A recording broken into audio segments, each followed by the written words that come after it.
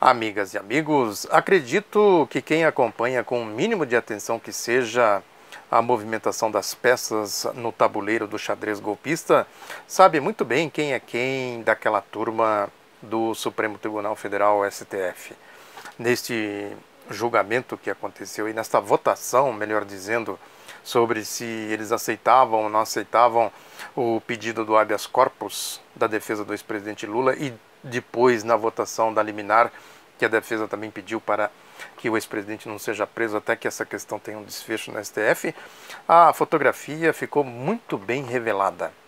É isso que eu tenho falado aqui. Tem o pelotão do Grupo Globo, a turma que veste o uniforme do Grupo Globo, a começar pela presidenta Carmen Lúcia, com seu nhenhenhen oportunístico, né, postura oportunista, não aceito pressão disso, não aceito pressão daquilo, seria pequenar o STF, seria casuísmo, esse blá blá blá que a gente sabe que ela está ali claramente jogando para uma determinada plateia, né? Porque na substância, no que é essencial, não tem absolutamente nada que sustente esse nhenhenhen dela. É claramente aí falando a língua, o linguajar, o idioma desta facção do golpe ligada ao Grupo Globo. Esse Luiz Fux, que é um ator, né? Aliás, um canastrão, diga-se de passagem, ator do Grupo Globo. É o Edson Fachin, com aquele blá blá blá dele também. É impossível a gente ouvir o Edson Fachin e não ver ali ele falando por terceiros. É o centro ali, né, dessa turma do STF, é o centro do espectro da Operação Lava Jato. Ele assumiu, né, o espírito da Operação Lava Jato e fala de acordo com os interesses, né, de acordo com a pressão que esse espectro faz ali no STF. Ele se assumiu claramente como um integrante desse pelotão do Grupo Globo. E o outro, que é o porta-voz, esta flor do pântano, o pangaré Luiz Roberto Barroso. Esse é descaradamente o porta-voz do Grupo Globo. É só ver o que ele fala lá e ver o que escreve Merval Pereira, o que escreve os Marinho nos editoriais do Jornal Globo, e a gente fica até difícil separar quem é quem está falando, na verdade. Se é o Barroso, se é o Merval, se é o editorial do Grupo Globo, né? E tem um detalhe, eu vi a edição que a Globo fez no Jornal Nacional, eu não sei como os outros grupos de mídia estão tratando a questão, mas é um ponto essencial para a gente entender tudo isso, que foi a fala do Barroso, né, na votação da concessão da liminar, quando ele disse que o Lula, né, se tratava ali de dar uma liminar para um ex-presidente da República, e ele enfatizou a República para dizer que ele tinha que ter uma atitude republicana, que o ex-presidente não poderia ser tratado diferente, né, só porque ele era ex-presidente. Na fala do Gilmar Mendes, ele respondeu a isso, e a Globo omitiu. Esses detalhes que a gente às vezes não percebe, mas prestando atenção nas coisas, né, a gente vai vendo como a manipulação às vezes é sutil. Nesse caso, né, não é nem tão sutil. A questão é que a fala do Gilmar Mendes acabou não aparecendo aí na mídia. O pouco que eu tive condições de dar uma olhada, eu não vi o que o Gilmar Mendes respondeu, que ele falou exatamente isso. Não pode, o fato do Lula ser um ex-presidente não pode ter privilégios e também não pode ter perseguição. Ele não pode responder diferente de outros cidadãos só porque ele é ex-presidente. O sentido republicano, na verdade, que o Barroso falou, ele negou para o Lula com a afirmação dele. Não é porque ele é ex-presidente que ele tem que ter um tratamento diferente. E o Gilmar Mendes não é porque ele é ex-presidente que ele tem que ter um tratamento diferente. A Manuela Dávila, pré-candidata a presidente da República pelo Partido Comunista do Brasil, o PCdoB, tem dito isso. Ninguém está acima da lei, mas também ninguém está abaixo da lei.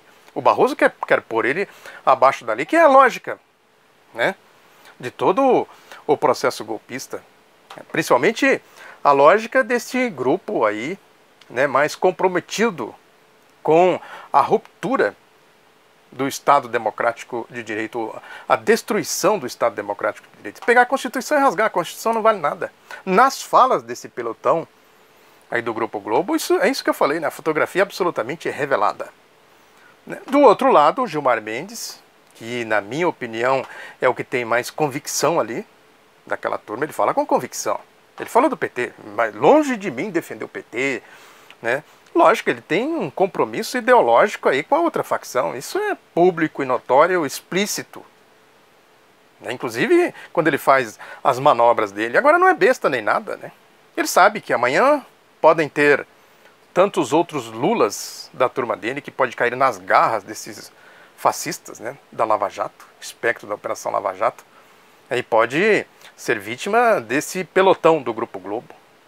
Pode ser, é isso, né? Um Lula amanhã. Isso que o Barroso, o pangaré da Globo, falou, né? Quer dizer, como se trata de perseguição política, tem o peso, né, de tratar não como um cidadão comum, mas como um ex-presidente da República, ou como um ex-senador, como, sei lá, um ex-ministro, né? A lógica do Gilmar Mendes é essa aí. Não é que ele está lá defendendo a Constituição, o Estado Democrático de Direito. Quantas vezes ele não rasgou e pisoteou a Constituição, Gilmar? Agora, neste momento, ele tenha tido uma postura de convicção, né? Talvez o mais convicto daquela turma toda, repito. Agora, o Lewandowski tem uma posição progressista, isso é público notório. O Dias Toffoli também fica ali, naquela, né, numa posição, né, também não tem se enfiado na lama, né, aí desse lodaçal de infâmia que é a Operação Lava Jato, né? Tem a Rosa Weber, que também é aquela, né, um comportamento gelatinoso, né? A gente viu a história do mensalão, etc, etc. O Marco Aurélio, que é o famoso pavãozão, Marco Aurélio Melo, né? Não sei se eu estou esquecendo de mais alguns, mas o fato é que tem aí esse espectro entre o Gilmar Mendes e o pelotão do Grupo Globo, né, que não quer se comprometer com esta lama toda, passar para a história, né, com essa, né, com a toga enlameada, suja, com a lama aí desse espectro da Operação Lava Jato, né? Agora, o que é essencial em tudo isso é que aquilo que eu falei, que eu venho falando aqui sistematicamente, quando se vai no mérito, aí a coisa é diferente. Porque uma coisa é julgar pela platitude dos patetas, né, do TRF4, do STJ, não entra no mérito e tal, né, passa por cima, né, aí para criar a unanimidade burra rodriguiana. Agora, quando vai no mérito, tem que procurar o denominador comum, juntar A com B, somar 1 mais 1. Né? A coisa tem que emergir de uma lógica, de uma equação. E qual é a equação? Eu falei aqui. É a Constituição e a anticonstituição. O espírito das leis de segurança nacional, do estado de exceção, né, dos mecanismos para rasgar as constituições democráticas e, consequentemente, rasgar as garantias dos direitos do povo, os direitos democráticos, da soberania do país, etc, etc. Esse é o espírito de um lado, e do outro lado o espírito de defesa da democracia, da legalidade, dos direitos do povo, né, da segurança da nação, né, como nação, não como direitos dessa elite, aí, desse clube privado, que todos os regimes de exceção adotaram a exceção exatamente para defender o senhorio, né, dessa gente toda aí, os privilégios dessa gente toda aí, garantir que o Estado lhe dê benesses, pague suas contas, garanta fontes de lucros, enfim, tudo que a gente sabe que são os dois universos que eu tenho falado aqui, do povo e da elite, da direita e tal. Isso, a fotografia do STF ficou absolutamente revelada. Esse Alexandre de Moraes, que votou também a favor, né, da turma da lama, do lodaçal de infâmia, que é o espectro da Operação Lava Jato, ainda não tem uma posição definitiva sobre a posição dele, né, sobre o voto dele, mas eu acredito que foi mais para jogar para a plateia, né, para, né, dizer que tem ali alguma independência e tal, né, porque é isso, né, uma coisa, não se compromete com nada, né, porque ele não está se comprometendo com mérito, é simplesmente um liminar, pode ter uma posição qualquer oportunista, que isso passa batido. Agora, no julgamento da liminar é uma coisa, né, agora no julgamento do mérito é outra coisa, que ele vai, aí tem que entrar no mérito. Agora, o mérito do mérito é exatamente a condenação do ex-presidente Lula. É aí que está todo o imbróglio da coisa. Porque se eles derem o habeas corpus para o ex-presidente Lula, mais na frente eles vão ter que julgar o mérito de toda a trapaça do Sérgio Moro, dos boquirrotos da Operação Lava Jato. Vai ter que entrar no mérito de tudo isso aí, abrir tudo isso aí. Abrir o lodaçal, a lama da Operação Lava Jato.